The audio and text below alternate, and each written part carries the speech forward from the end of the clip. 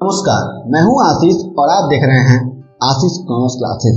मेरे प्रिय साथियों, आज की हमारी वीडियो का टॉपिक है फॉरफीचर ऑफ शेयर यानी अंशों का हरण या जब्तीकरण। हम जानते हैं कि अंशों का हरण या जब्तीकरण आखिर होता क्या है, लेकिन उससे पहले मैं आपको एक बात बताना चाहता हूं कि यह प्रश्न परीक्षाओं में विभिन्न तरह से तोड़ मरोड़ कर पूछा जाता है और इसलिए यह प्रश्न बहुत ही इम्पोर्टेंट हो जाता है, बहुत ही महत्वपूर्ण हो जाता है। तो सबसे पहले हम इसका अर्थ जान लेते हैं कि कंपनी में अंशों का हरण या जब्तीकरण होता क्या है। जब कंपनी अंश निर्गमित करती है तो आवेदन पर सभी अंश पत्रधारियों को कंपनी के द्वारा अंश के बदले धन को देना होता है।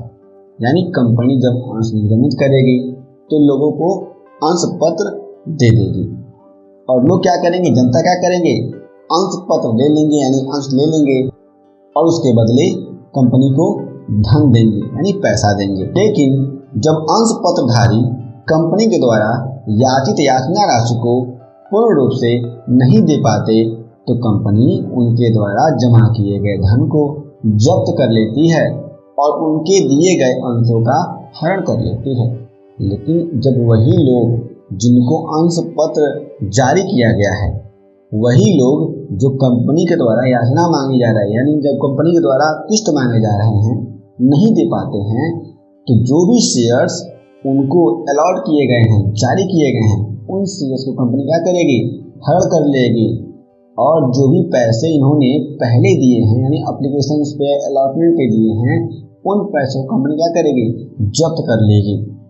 इसी स्थिति या प्रक्रिया को अंशों का हरण या जब्तीकरण कहते हैं। तो यही प्रक्रिया हमेशा अंशों का हरण या जब्तीकरण कहलाती है।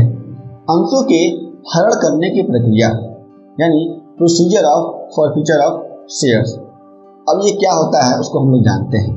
अंशों को जब्त करने के संबंध में कंपनी अधिनियम 2013 की टेबल F के 28 से 37 प्रावधानों के अनुसार निम्न विधान है जो इस प्रकार से है।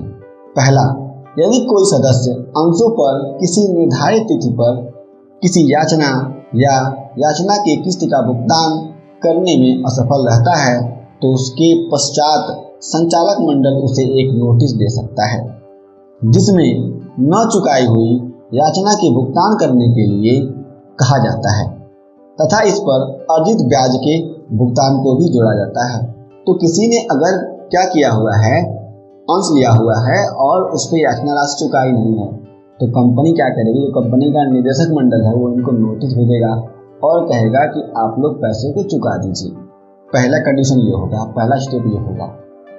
दूसरा, नोटिस में एक तिथि दी जाती है और यह कहा जाता है कि इस तिथि का भुगतान न होने पर संबंधित अंशों का हरण कर दिया जा सकता है और ये कहा जाता है कि जो भी मैंने आपको तिथि दी है, जो भी डेट दिया है, अगर आप उस दिन पैसे का भुगतान नहीं कर पाए तो आपके अंशों का हरण कर लिया जाएगा।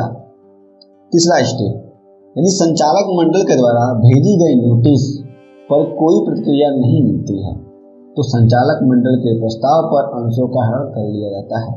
यानी अगर कोई शेयर होल्डर्स संचालक मंडल के द्वारा जो नोटिस भेजी गई है उस पर कोई प्रतिक्रिया ही नहीं देता है, हवा ही नहीं देता, उसको कहता है हम नहीं देंगे पैसा, तब संचालक मंडल प्रस्ताव पारित करके तुरंत उन सारे शेयर्स को फॉरफिट कर लेती है, उनका हरण कर लेती है।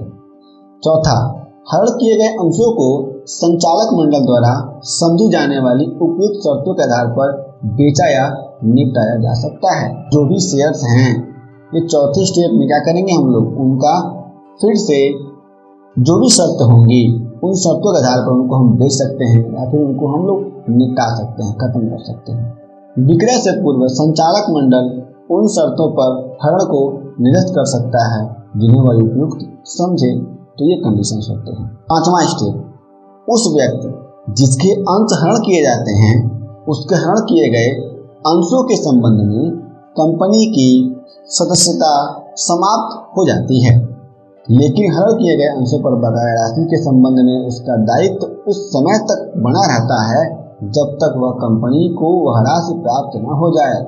यानी जब कंपनी उनके शेयर्स को फॉरफिट कर लेगी, हड़ कर लेगी, तो कंपनी से उनकी सदस्यता है, जो मेंबरशिप, वो खत्म हो जाएगा तुरंत।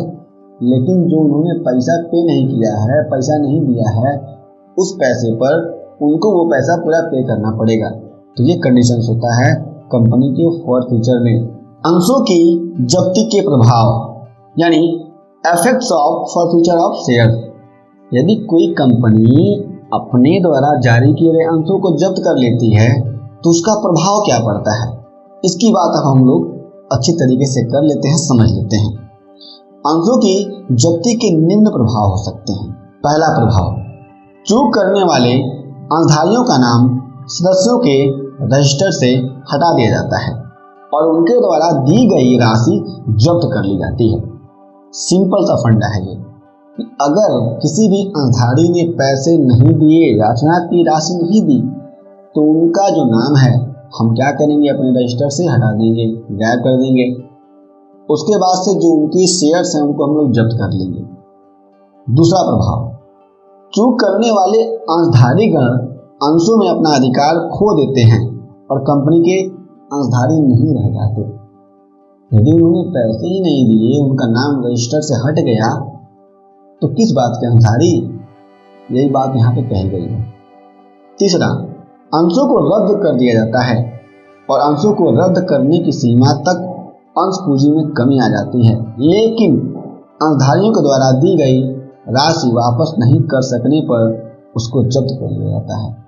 तो ये कंडीशंस आते हैं, उनके जो अंश होते हैं उनको रद्द कर दिया जाता है और फिर उनको जब्त कर लिया जाता है।